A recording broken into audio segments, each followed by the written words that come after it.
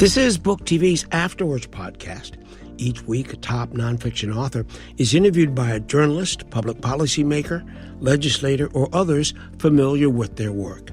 We post the podcast every Sunday. Subscribe and never miss an episode. This week, our guest is K.T. McFarland, former White House advisor and author of the book Revolution: Trump, Washington, and We the People. She's interviewed by author and columnist Danielle McLaughlin. K.T. McFarland, it is such a pleasure to speak with you today about your book, Revolution, Trump, Washington, and We the People. I'm going to get right into the idea of revolution. You say in the book, America has been through viciously divisive periods before, some far worse than the one we're living through today. With the hindsight of history, we can see them as inflection points, the transitional periods between an old system that had broken down and a new one still largely in formation. Are we at an inflection point? Absolutely. We're right in the middle of it. And I think that the best example of it is in 2016 in the Republican primaries. It was a real civil war in the Republican Party that the establishment Republicans represented by Jeb Bush and others didn't get the nomination, didn't get the support of the American people. Who got it? It was the revolutionary Donald Trump. The Democrats are going through the same thing right now, that they're having a civil war in their party. But is it going to be the traditional Democrats? Is it going to be some outsider? Is it going to be a socialist? But I think that that is indicative of the fact that Washington just doesn't work, that the stuff that's worked for the last 40 years in the United States to govern the people, it really hasn't kept up with the country. And I guess that at the end of this book, what I realized after a long period of sort of thoughtfulness, and I went into the wilderness and tried to figure it out, is that America goes through these divisive periods roughly every 40 years. Now, why? It's because we're a very dynamic country. I mean, demographically, geographically, socially, economically, we are constantly reinventing ourselves, not just as individuals, but as a nation. And government, by its very nature, is sort of stuck. It's a status quo institution. As this is how we've always done things, we're going to always do this thing. We're going to do things the same way again. And it's people who then get stuck, and it's a status quo. So America's set up to have these revolutions, political revolutions. We had one in the very beginning in the American Revolution, but ever since then, we've mostly had the revolutions that played out in the ballot box. And I think that's what we're in the middle of now. I see. Now, one of the things you said at the beginning of your book, you were very interested in definitions. And you said without definitions, we're just talking past each other, or more likely just screaming at each other. And before we spoke today, we had a bit of a conversation about the idea that we can have constructive dialogue across the aisle, not be yelling at each and screaming at each other, which might actually make for some good TV and get some sort of hate watching going on. But certainly the more productive conversations that we can have, especially in this day and age, are based in common ground, civility, and understanding of each other's differences. Can you explain to me what you mean by nationalism, what you mean by populism, and how it might be different than others' definitions? Okay, I think there are four things to define: nationalism and populism, and then elitism and globalism.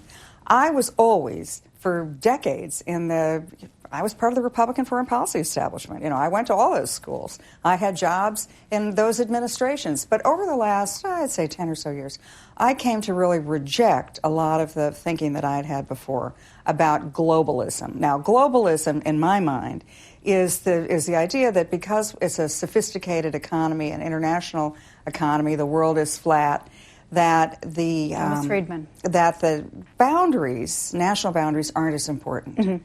That national boundaries are not important when you think of the internet and you think of finance going and people going. So the boundaries are less important because it's the free flow of information, ideas, individuals, finance, business.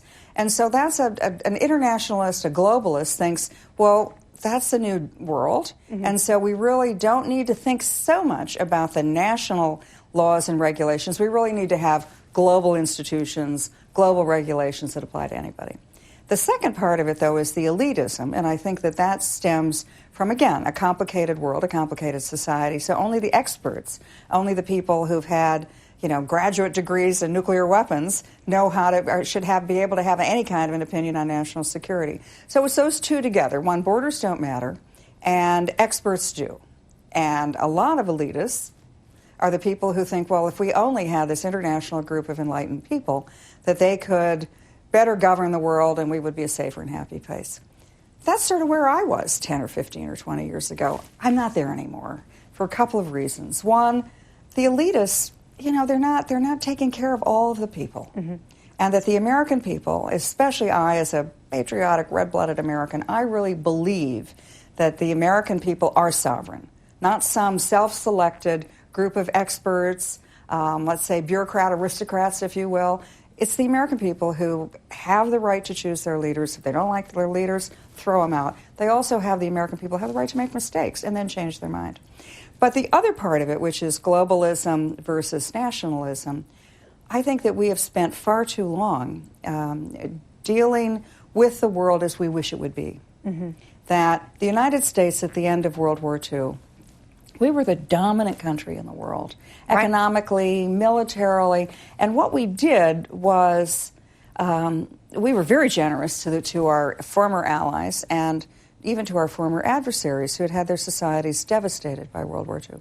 So we entered into security agreements, bilateral, multilateral security agreements, as well as trade agreements to our disadvantage. I mean, we put up 75% of the resources for NATO, for example. Trade agreements we had were very lopsided. A lot of them were, in fact, at the expense of American industry in order to encourage economic development and rebuilding in the devastated nations of Europe or Japan. And so that's how things were for 50, 60, 70 years. But I didn't think that made sense anymore because the world had changed. A lot of those countries, most of them, had not only recovered economically, but in fact were surpassing us in many ways. We did the same thing with China in around 2000, where we said to ourselves, well, we're going to give China a helping hand. We're going to help them economically develop because they, in the end, will be like Japan or Korea or Europe. They will be our trading partners. We will all play by the same rules. They will be our friends. But it didn't work out the same way with China. No. And so that's why I broke with nationalism. I broke with globalism and broke with elitism well before Donald Trump came along. I was already there by 2014 and 15. And the reason I went around the country. I did a lot of public speaking at groups around the country. Now, I am an elitist, okay? I live in a really nice cocoon in a bubble in New York.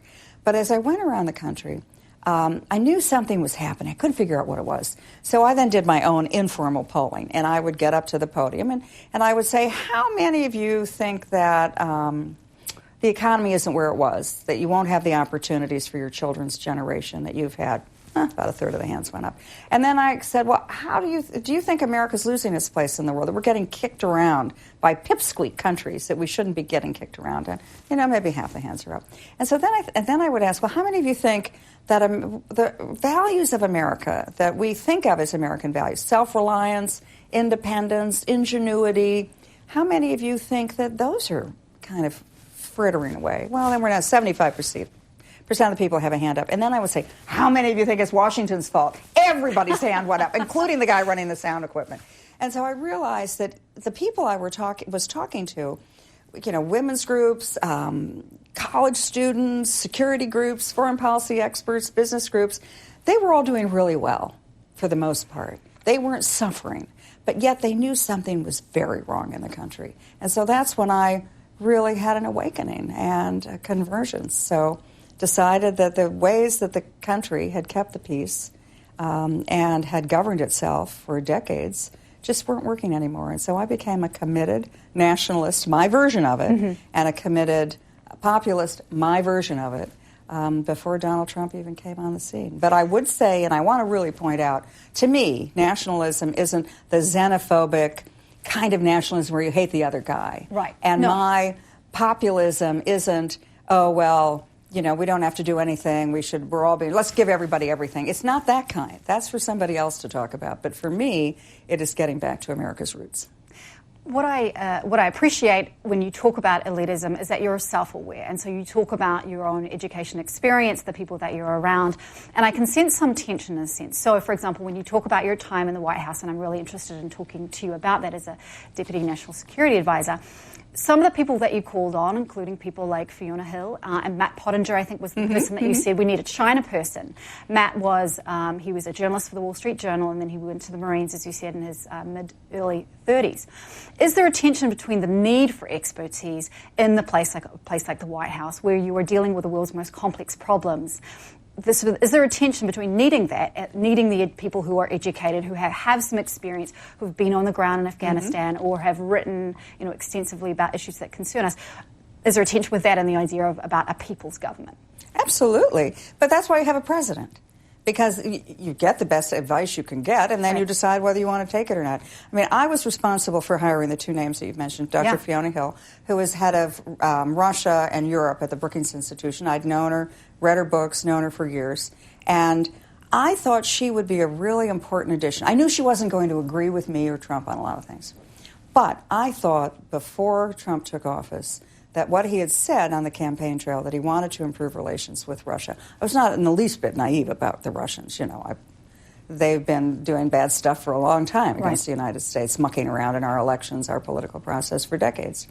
But I thought that Dr. Fiona Hill would be a very good advisor to Trump, because I hoped that Trump could get into negotiations with Putin, and I wanted her to be able to say to him, let's have the backstory here. Let's drive a harder deal. And sadly, it's not how it worked out because of the Russia investigation and all the rest. But I thought she would be a very good advisor to Trump. She's fearless, and I thought that he would respect her views. And I think he did. It was just, that's not the way it worked out. No. As far as Matt Pottinger, I'd known him again for decades. And what I thought was good about him was he had real-world experience in the business world, as well as in the journalist world, as well as a Marine, also fearless. And he wanted to take a much tougher stand on China, which I knew Trump wanted to do. Right. So let's talk about China. You have been very clear in your book that past administrations have not recognized that the rise of China is really the challenge for the for this coming century. I'm interested in your thoughts on Xi Jinping, who is now president for life. I'm interested in your thoughts of competing with an economy that is very much sort of state-run. And I'm interested in your thoughts about how the president has been tough with China in a way that other presidents may have not been tough enough. Where do you want to start? Okay, so let's start with the imbalance or the asymmetry between a capitalist country like America and a state-run economy with a president for life like Xi Jinping. If we're trying to trade on an even footing. How does that shake out? Actually, that's where I'd like to finish. Sure. Let's start at where is China? Who are they? What's happened in the last 20 or 30 years? So Xi Jinping, president for life, as you point out, he has essentially, like the Chinese Communist Party has, is said to them, give us all the power. You don't have any individual rights, but give us all the power and we promise you that you will have prosperity and peace. And that would be the glue that held the country together, especially in the last, say, 20 or so years, as communism has sort of faded away as an ideology. So there's no religion that holds them together. There's no real ideology. It's the promise. Sort of state paternalism? It's authoritarianism, I would say, and then maybe ethnic pride and historical pride in being a Chinese, the Chinese history. And so I think that's where they start out with. That's the deal that the Chinese leadership, Chinese Communist Party, has made with the Chinese people. It's worked out great. For the last, probably since 1980, 1990, prosperity has increased. But the other thing is to look at the generation. I mean, China, when China's leaders advance, it's not like in America or in the West where you might have an old person and a young person, and they're both in the United States Senate together. Right. Or you have an old candidate and a young candidate and a medium-aged candidate. In China, you advance with your generation. So that you start out, and you're probably identified at, maybe 10 years old as really smart, somebody that we want to nurture. And so the Chinese advance with their age group. By the time they get to be president of China, they've seen all the leaders that they're now dealing with in their government bureaucracy, in their foreign policy community, in their military community. They've been working together for decades. So they know each other. Cohort. It's like you move with your cohort. You don't move with your class. You don't move with your age group. You move with your age cohort. And so who are the people who are running China today? Well, they're people in their 60s. Right. Where were they in the formative years of their lives when they were in their teens? They were in the middle of the Cultural Revolution. So the Cultural Revolution in China was in the in the 60s up to maybe 1972 and 3. That's when these guys were in their late teens. And a lot of the leadership of China now had been princelings. They were the sons of the leaders of China. And when the Cultural Revolution happened, which was chaotic and disruptive, and it was Red Guard students who were storming universities, who were tearing down leaders, and it was really the wrong kind of populist revolution. But they went wild, and they took a lot of the senior leaders of China, and they put them in jail, or they rusticated them and sent them out into the country, basically in slave labor. Xi Jinping's father was one of those people.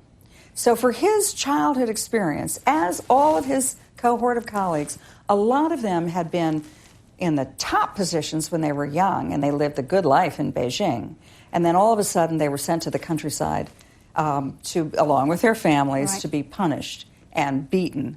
And so I think that when Xi Jinping and his group, to them, that's the worst thing that could happen, is a disruptive society, is people going crazy, order breaking down. A revolution. So, a revolution of the wrong kind for them. So what they want to do at all costs is to make sure that China doesn't go there again. I think that drives their whole authoritarian social point system, and I think that drives their position in the world. They want order at all costs. They don't believe, like we do, that, sometimes revolutions are good things, and individual freedoms. You're not going to have individual freedoms. You're going to be as the government tells you. So that's sort of where they start out. They don't want disorder, and they want prosperity. Everything was going along quite nicely. The United States, as I said, really tried to help China to modernize, and we thought, well, they'll modernize, they'll open their economy, they'll open their society. It'll be just like Japan, it'll be just like Korea, it'll be just like all the other countries. It's all going to be great, happy world, kumbaya. But it didn't happen because of the Chinese needed to, they were coming from so far behind. They tried to do and have done in probably 20 and 30 years what it took the West hundreds of years to do.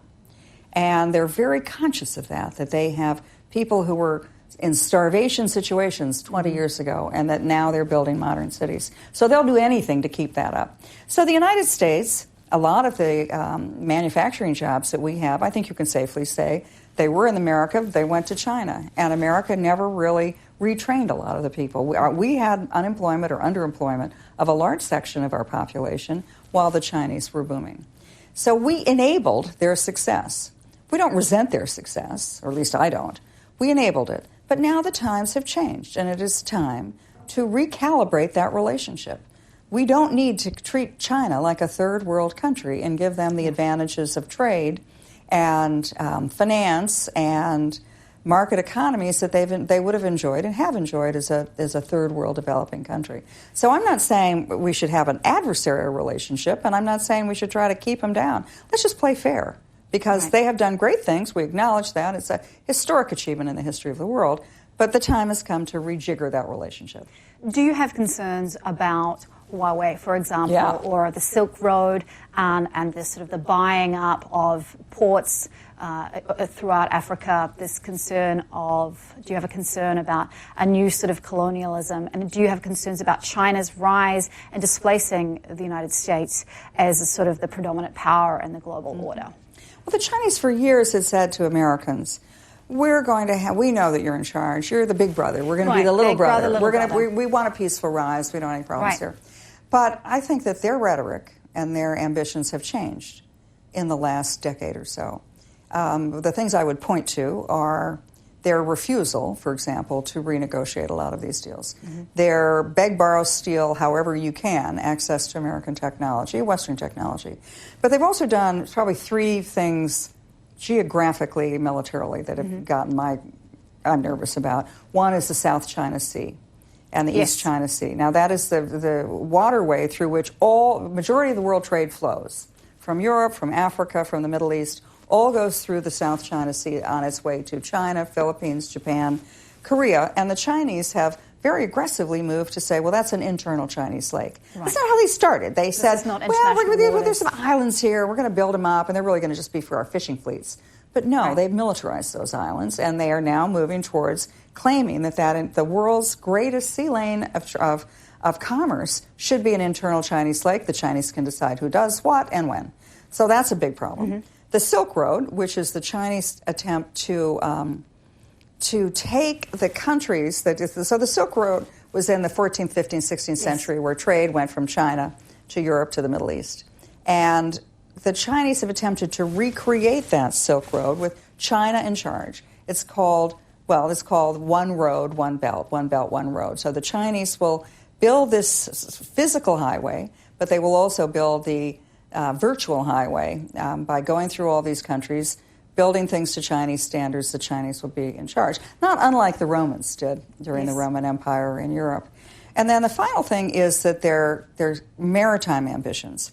So the Chinese have looked at Pakistan, the east coast of Africa, and they have said, well, we're going to build ports. And just like the South China Sea, which is really all about fishing, they said, well, these ports are really because we want to sell and trade Chinese goods through these ports. But, in fact, some of those ports are now being militarized. So the Chinese are building a maritime route, they're building a land route, and they're trying to control the world's global commerce route. Now, in addition to that, what have the Chinese done? There's something called Made in China 2025, where the Chinese leaders have said that they want to dominate the 10 technologies of the future. They've gone from making, low-value goods like tennis shoes to all the way up to computers and high technology. But they've identified 10 technologies of the future, stuff like robotics, artificial intelligence, bioengineering. And they've said, we want to be the leaders in those, and we are going to do it however we have to. We're going to buy American companies.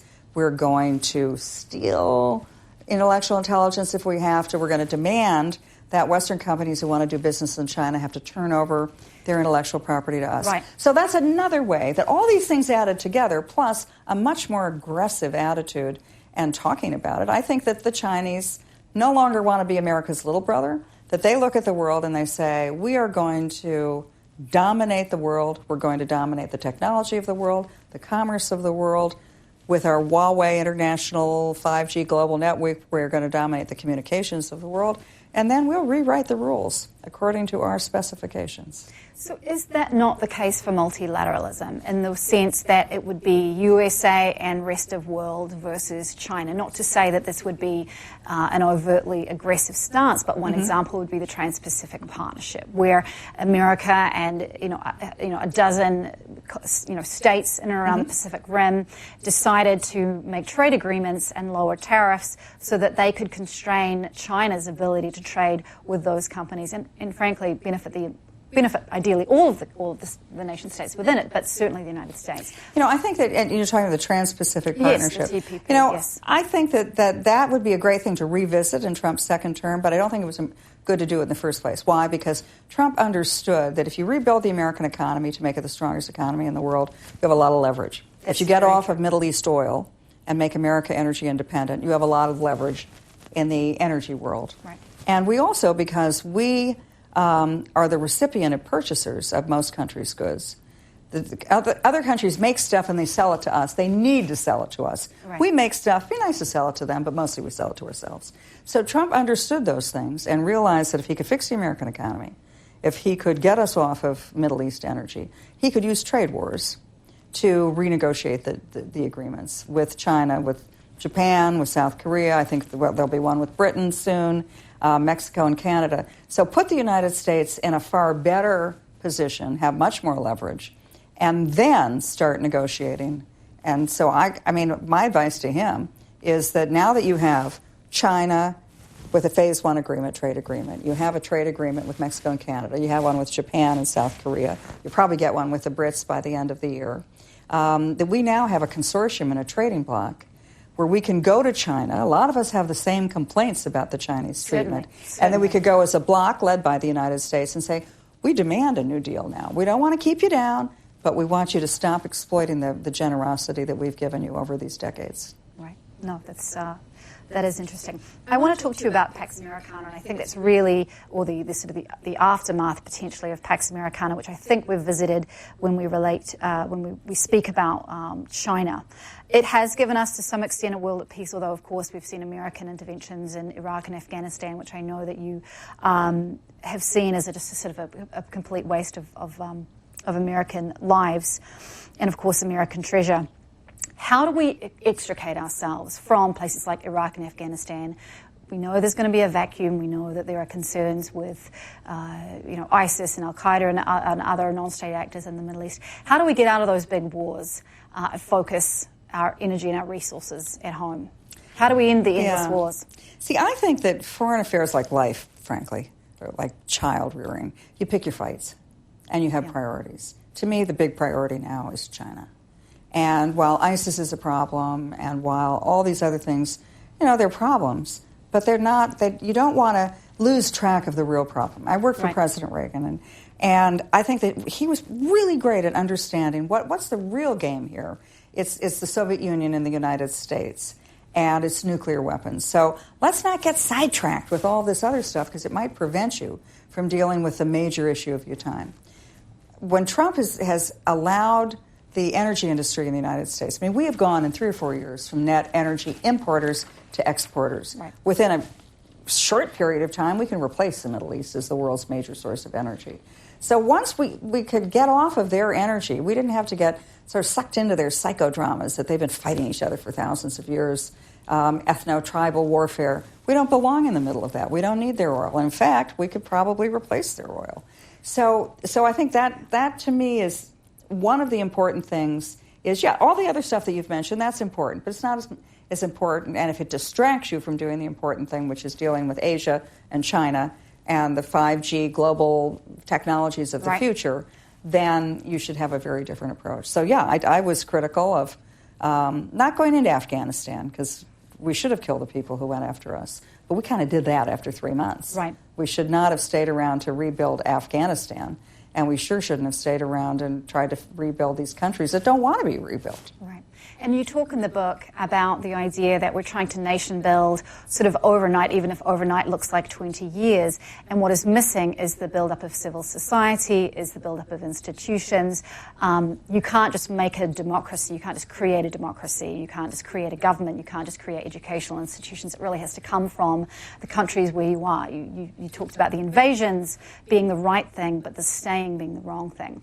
And I'm interested in your views on institutions in the United States. So I've appreciated that you have your candor with respect to some of the president's tweeting, for example. And I'm interested in your thoughts on the importance of institutions in this country as as the backbone of democracy. The administrative state, which I know you're not a big fan of, which is arguably one institution, but then on the other hand, perhaps the judiciary, where, for example, we've seen the president who has attacked judges, who is sort of meddling a little bit to some way or another in the terms of speaking about some of the judges that are in charge of trials of people that are associated with him. Can you talk to me about the importance of institutions both home and abroad? Well, I guess one of the most important institutions, First Amendment, is freedom of speech and freedom of press. And I think Trump understood, like Reagan did, that the press is going to be against him. Yeah, they're against all presidents. No.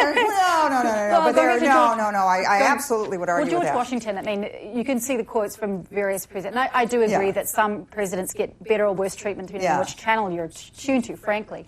And George Washington talked about the press. Right. Didn't run for a third term, I think, because he just couldn't be bothered with the newspapermen.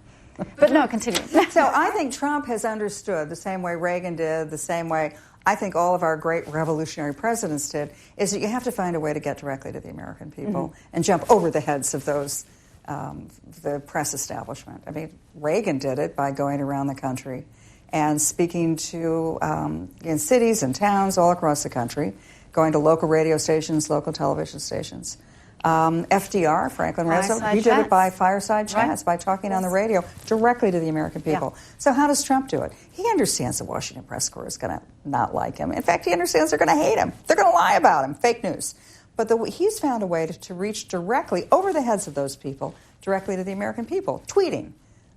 Look, sometimes I don't like the tweets. Some of them just make my skin crawl. On the other hand, it's been very effective for his ability to get directly to the American people. And so for that, to me, that's an institution that he and Reagan and FDR and, let's say, Lincoln, going all the way back, have preserved, which is that the free speech of the American leaders to talk directly to the American people. So how do we find that balance? So, freedom of the press is also in the First Amendment. And, for example, we wouldn't have had Watergate if we hadn't had, the Wall Street Journal, Washington Post reporters. So where is the balance between, a press mob getting in the way of a president and a fourth estate that is actually asking the questions that matter to get answers to the American people? Or is there always just going to be a tension? There's always going to be a tension, and that's healthy. Yeah. But what will happen? So I've spent a lot of time trying to figure out how do you and I talked about this at the very beginning of our conversation, where you said there are a lot of people just screaming at each other. Yeah. They don't want to hear. I mean, you can't reason with this. It's like trying to, it's like trying to reason with a tired 2-year-old toddler. Yes. You're never going to break through. Great experience of that. Yeah, I do too. You're never going to break through. Right, never. So what happens? So I think you realize that eventually those people just become irrelevant. And that's the ultimate proof. It's like, I'm a real believer in the common sense of the common American. And those voices that are trying to strangle or refuse to listen, they'll eventually go by the wayside because nobody's going to listen to them anymore. They're just screaming. So am I worried about the balance? Yeah, I think we're a democracy. It'll get a little out of whack here and there, but at the end of the day, it seems to find its center. Right. You studied nuclear nonproliferation at MIT. I'm so excited to talk to you about nuclear issues. I can't believe you just said that. Here we are, two American women, professional women in Midtown Manhattan, and you are going to talk to me about nuclear weapons. How cool is that? It's really cool.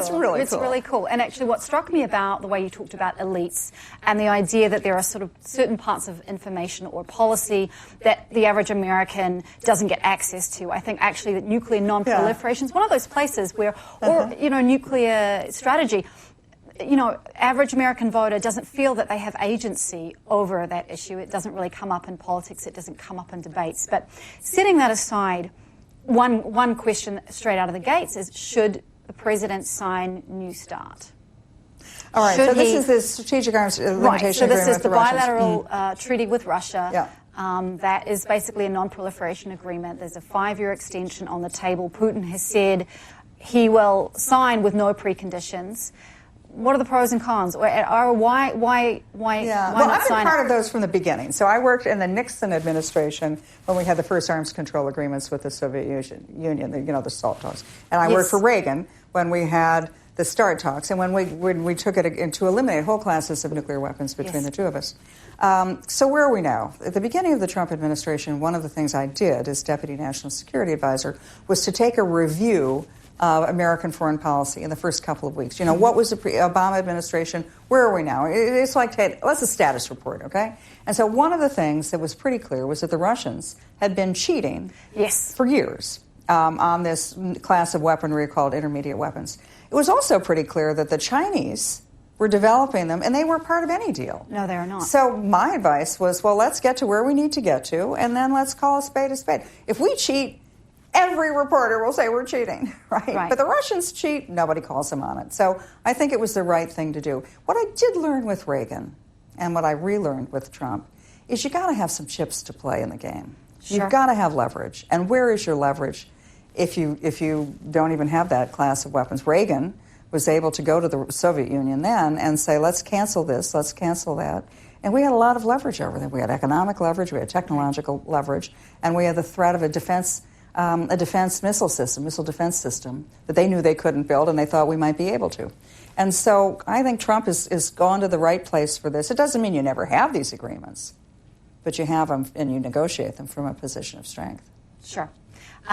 So moving on in the nuclear sphere to North Korea.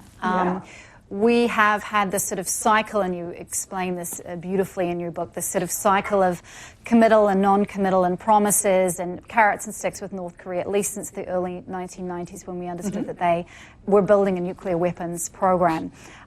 What are your views on whether this is even a solvable problem? Are we going to just have to live with the idea that North Korea will have nuclear weapons? Again, I would say priorities. The priority is China. So how do you stop? What do you do differently? I mean, we've tried the Republicans, Democrats, everybody's tried a little bit of sticks, a little bit of carrots. we hit you on a stick, and then, you have sanctions, you have economic problems. So then the North Koreans come to the negotiating table, and we say, great, we'll let up on the pressure. Well, that's, then they go back to, it's again, the tired 2-year-old. How are you arguing with that tired 2-year-old? So I think that Trump has done the right thing. And the review that, again, we had a review of American foreign policy in the beginning of the Trump administration in the Situation Room, and I called the deputies of all the agencies of government, Treasury, State, Defense, Intelligence, Military, and I said, okay, so what are we going to do about North Korea? And they basically had the same old policy, which to me was basically doing nothing.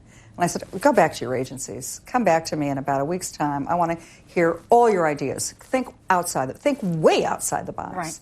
And so I said, on one hand, and I actually, in good TV style, did the hand motions. I said, on this hand, I want you to think of maybe accepting the North Koreans as a nuclear weapons state and a member of the international community. On the other hand, I want you to think about regime change and what we might do militarily. And then I said, no, let's think about overt economic pressure. Let's think about covert things that we could do. But come back and let's shake this tree again, because you probably haven't done a reassessment of North Korea's position in the last couple of years. Let's come back. So they all come back about a week later. And I spent the time in between really relearning a lot about Korea. I had early in my career done a paper on North and South Korea, but it was probably about a decade before you were born. So anyway, so they come back and they have these ideas, and there was no clear, easy thing. But there was a little bit of economic stuff you could do, a little bit of covert stuff you could do, a little bit of military stuff you could do. And if you put them all together, you could have, instead of thinking of a dial that's either a switch, that's either on or off, carrots or sticks, you could have a dial. And then you would start turning up the dial of pressure in all these ways so that you could affect the North Koreans. The other part of it was understanding, though, the role China plays in North Korea. 75% of North Korea's food, fuel, transportation fuel, heating oil comes as sort of gifts from China. Mm-hmm. So could you get the Chinese to help you? Well, we had other things going on with China, which was the trade. So I think the Chinese may have said nice stuff, oh, we're going to help you, but they never did. And Trump has said that. He said, well, they've tried, maybe they couldn't do it. But the other thing is that Trump, I think, and he's done this all on his own. So all those experts that he was getting advice from, they didn't understand, as a negotiator understands, that with Trump and with Kim Jong-un, it would always be personal. Yes. Kim doesn't care about his people.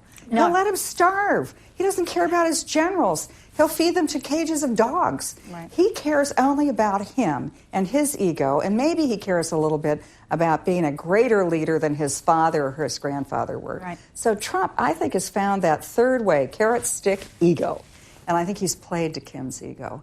He's welcomed him in. Right. He said, let's go I'll meet you in Singapore. It was very carefully chosen. I mean, I was gone from the administration by then. But Singapore was a brilliant choice. Why? Singapore is the most modern city in the world, and they've done it in about 30 years' time. Right. So that's a demonstration to Kim. This could be you.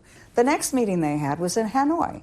The United States fought the Vietnam War, and we were mortal enemies. And so the other example was to say, Kim, look, this is Vietnam. America used to hate Vietnam. We were at war with each other, just like we've not had good relations with you. But look at how close we are now. So I think those were carefully calibrated to show Kim these are the possibilities. And then the other thing that Trump did, which I thought was actually brilliant, most people thought it was corny and not sophisticated enough, but he did this trailer, this like a movie trailer, to show of saying, Kim, this could be you. You could be a world's great leader. It was like a real estate video almost, right? Showing him what modernization and a modern economy could look like, and what Pyongyang might. The Pyongyang could be a world leader. So who knows? I mean, it's the most intractable problem in the world of how do you deal with North Korea?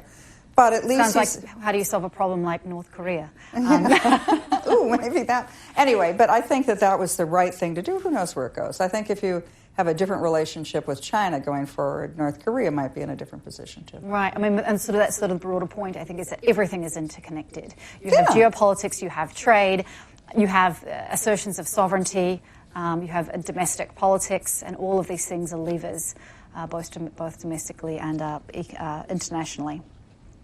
You've said about the president, watch what he does and not what he says. Mm-hmm. I'm interested in your thoughts about how that has borne out, the things that he's done that you think are really important for the country. And I'd also just like to ask you about one thing around the border wall. But let's just start with what he does, not what he says. I think so. I was trying to figure out what drives Trump. Everybody's been, most presidents have a lot of analysis of what makes them tick. I think this one more than others. Yes, but Trump, so there's a shelf or there's on a library about what made John F. Kennedy. Trump is going to have a whole library what makes Donald Trump tick. I think that having worked closely with him, I think what makes him tick is he wants to win. Yeah, it's all about winning, and he's from the New York real estate world, where you've either made money that year or you've lost. And he also was in the TV world. He created the whole genre of reality television. You either had good ratings, you had bad ratings. Washington is much vaguer than that. Everybody claims they win, very few people have. And so I think for him, it was all about winning. How you get there, how you get the good ratings, how you make the money when you sell the building, doesn't really matter. It's just getting to where you can win. Mm-hmm. And so I think that Trump looks at negotiating positions, trash-talking opponents. I think he just looks at those as things you have to do to get to the point where you win. So it's a tactic. It's a negotiating tactic. When he comes in, and so every time he sort of proposes a negotiation with somebody, let's say on tariffs with the Chinese, the media goes nuts, the political establishment goes nuts and says, well, that's just absurd. Trump probably thinks it's absurd too, but that's his opening bid. That's not where he expects to settle. So that I think to a certain extent, he says a lot of strange things. He'll say to Kim Jong-un, for example, one week he sort of trash talks him on Twitter, like my missiles are bigger than your missiles. I could decimate you in a war. And then the next week he says, Kim and I are sending each other love letters. To Trump, it doesn't matter. He doesn't care who he humiliates, sometimes even himself. He doesn't worry about having two contradictory thoughts in the same place. He doesn't worry about, overruling himself. He just wants to win. Right. And it's been pretty effective for him. So one example, I think, that maybe his rhetoric has gotten in the way, and I'm interested in your thoughts, and you may entirely disagree with me, is the southern border wall. So 2006, we had the Secure Fences Act under George W. Bush, and it was passed in the House and the Senate with bipartisan support, and it was fencing for 700 miles of the southern border. Mm-hmm. Now we are in this crazy place where we have sort of Trump supporters and Trump detractors fighting over almost the same thing. Mm-hmm. And I wonder if the difference is the way that he talked about border security. So he talked about building a wall with Mexico paying for it, the way he's talked about immigrants and immigration. Do you think sometimes his rhetoric actually gets in the way of a policy that may actually be beneficial in the end? And I'll give you a quote. When Bush talked about the Secure Fences Act, he said in the announcement that it still requires that we honour the great American tradition of the melting pot. Mm-hmm. When he talked about comprehensive immigration reform. Do you think sometimes the rhetoric gets in the way of the policy? On all sides. I think that you could solve the immigration problem in about 90 minutes. But nobody wants to give the other guy a win. When the Republicans, and I'm going back to Reagan even, mm-hmm. Republicans have a legitimate proposal. Democrats don't like it because they don't want to give him a win. Democrats do, the Republicans don't want to give him a win. I think right now we're in such a stuck place that how you solve it is pretty simple. It's just that Nancy Pelosi doesn't want to give Donald Trump a win right now. And yet, she did a lot of work with the USMCA and, did a lot of work with labor provisions and other things. Yeah. Well, but she did, and, he also, and it didn't invite her to the announcement. So, I think there's a little bit of pettiness on both sides, but they did do some work. They are politicians. Come on. Do you think it's worse than ever before, though? I mean, you've been in politics a long time. I was in the White House during Watergate. Right. I think the difference now is that that we really are in a period where it's a revolution. Mm-hmm. That it's about way more than just Trump. Trump wants you to think it's all about him, and Nancy Pelosi and the Democrats, they want you to think it's all about him too. But it's really not. It's that the establishment, status quo of the Washington establishment isn't getting the job done. Right. And the American people, whether they're Bernie Sanders supporters or Donald Trump supporters, have said, no, we want a different direction. So I think that's what's different, is that this is a war that nobody wins, political war, that there's no middle ground, that somebody's going to be successful and the other side is going to fritter away and fade into the background, as I said. As far as the wall itself, to me the wall's a symbol. It's just get control of your borders. Right now, what's the biggest issue on the planet right now that people care about? It's the coronavirus. And countries are sealing their border with China. Airlines are refusing to fly flights into China. Now, if you didn't have a border, this would be a pretty hard thing to do. So borders actually are important. Knowing who's in your country is important as well. No question. No, and I don't disagree with you at all. I'm just sort of interested in the rhetorical argument in and around it. So moving to, I'd like to talk a little bit about Russia, and I'd like to talk a little about Putin. As we've seen with 2016 election interference, there's some asymmetric warfare going on. Russia is, of course, a nuclear state, second only to the United States, but it has the economy about the size of Italy, and it is losing its grip on on energy, not least because of American energy independence. Where do we go from here? What is the best approach with Putin to make sure that we retain our predominance and that we don't allow Russia, for example, to get into bed with China or other enemies and sort of create an axis that would be threatening to our sort of global predominance? I think that that's one of the great disappointments of American politics today, is that could we have found a way to have a way of working with Russia? And I would prefer that we would have an agreement of non-interference. You don't muck around in our elections, we're not going to muck around in yours. Sure. But I don't think that politically is going to happen. I think that no matter who's the next president of the United States, and I do think it will be Donald Trump, that any kind of a relationship with Russia is possible right now. It's a shame, because we're in a very good position, a strong position, to deal with Russia. Why? A lot of it is economic. The Russians, they've sort of done the same mistake twice. In the 1970s, when the price of oil was going up, Russia's a big exporter of oil. They really went hog wild when they got all that extra windfall profits from the oil. They spread around the world. They definitely had a big military buildup. And then when Reagan came in the 1980s, he was able to, because of the price of oil going down and because of American technological superiority and because of just the fact, the incompetence of a command economy, he was able to drive the Russians, then the Soviet Union, into bankruptcy and collapse over the economy. So then what did Putin do? Putin, and this is somebody I also have spent some time looking at, is Putin, he's in his middle 60s. So when he was coming onto the world stage, KGB agent, Russia, the Soviet Union, was a great nation. A superpower, toe-to-toe with America. And he could look forward to a great future. Right. But then everything collapsed by the late 80s, early 90s. Putin's career not along with it, it collapsed. So Putin himself goes to graduate school at that point. And he wrote a dissertation in Russian. I don't read Russian, but I read a translation of it. And he talks about how to make Russia great again. That they would use the natural resources, consolidate them under state control, and then the price of oil would eventually go up and they'd be rich again. And that's exactly the plan he's followed, was his dissertation. And Russia did become rich again. When the oil prices started going, what were they, up to $200 a barrel? And yet then it all collapsed after that. But Putin, instead of taking the windfall profits that he would have had, say, 2010, and reinvesting them into the economy, he went on another spending spree. Let's build the military, let's do social services, let's consolidate control. So now that the price of oil is down, and I don't think it ever goes up to those levels again, he's kind of broke.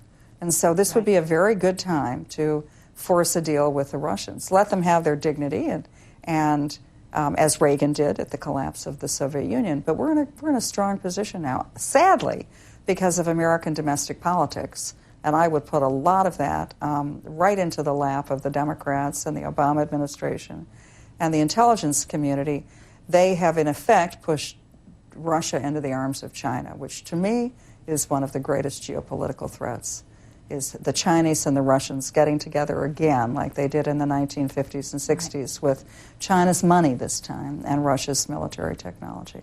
And is that not another argument for multilateralism, for holding our allies close so that we can collectively, on a sort of values-based alliance, which is really American values sort of that built the post-World War II era. Is that another case for multilateralism, for making sure that NATO is strong, that our alliances are strong, that our friendships are maintained? Sure. I think NATO's great, but let's everybody do their fair share. Right. An alliance where the United States is just handing out goodies at our expense to countries that don't want to ante up for their own defense or their own economies, I don't think that's a fair alliance at all. So I don't think you just do away with these. You just improve them. I would like to talk about you. Oh, dear. Okay. You know, it's been so interesting to talk about some of these big ideas. I'd like to turn back to what great power war if we can. But you started with a part-time job as a night shift secretary for Henry Kissinger during the Nixon administration. And the last job that you had at the White House was, of course, Deputy National Security Advisor under the 45th President of the United States. Tell me about the arc of your life and what you've sort of learned along the way, because you started in the White House and you ended in the White House, not to say that anything's over, of course, especially after this interview. But Absolutely. I'm just really interested in, if those two things are bookends, what came in the middle and how did you end up back there? You know, I'm in my middle, late 60s, and for me it was the first opportunity for women to have equal access to education and eventually equal access professionally. I mean, I was from a working class family. I went to college and graduate school on scholarships. But the first real job I had was my freshman year in college. I was 18 years old, and I was the world's fastest typist. So I got a job as the night shift secretary for Henry Kissinger, and that was in 1970. And at that time, women didn't, the most you could sort of aspire to, maybe in the White House, is to be the aide or the assistant or maybe even the administrative assistant to a man. They just weren't open. And it was just the way it was. Sure. And so for me, I didn't have some grand plan of how to be a, glass ceiling breaker or a pioneer, but it turned out that way because I just took advantage of opportunities as they came along.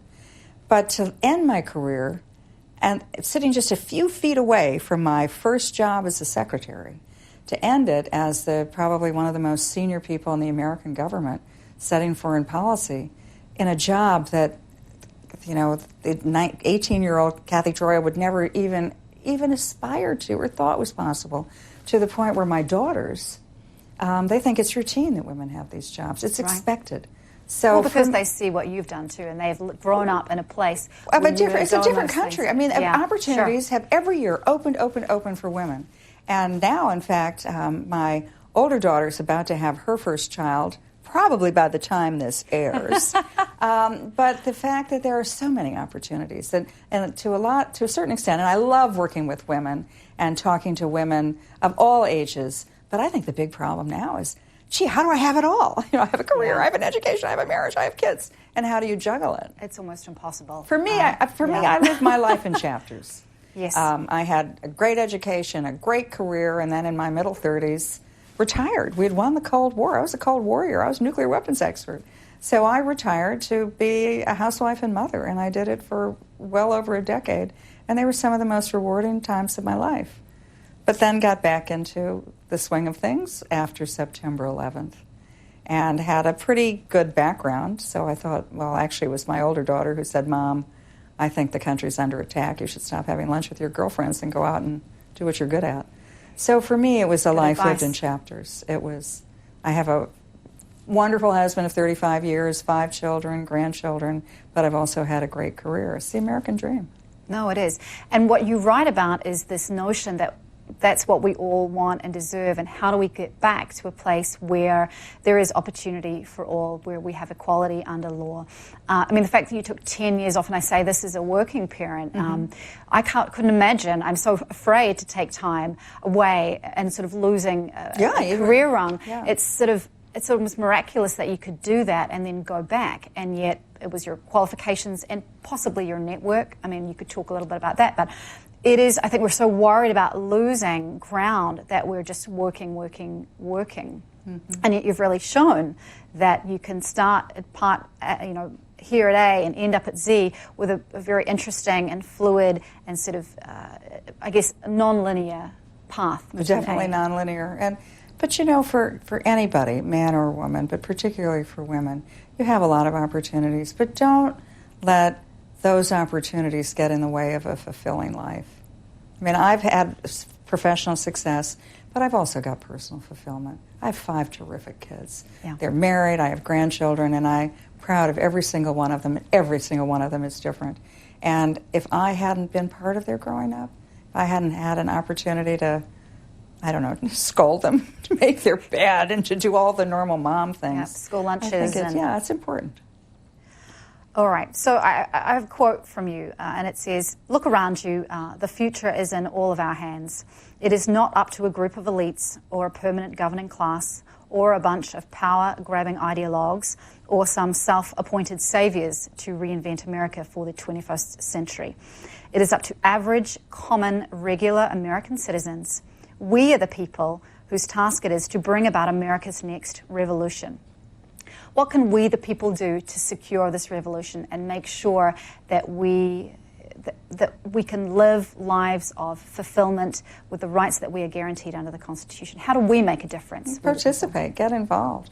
I think one of the big problems in America, the thing that used to worry me the most, was that 10 years ago, 40% of the American people had checked out. Right. I said, I'm not political. I don't get involved. I don't care about politics. I don't go to vote. And what Trump has done, in part, when he's going to these rallies, is that he has taken a group of people who felt disenfranchised, who weren't they were neither rich, nor powerful, nor politically active or influential.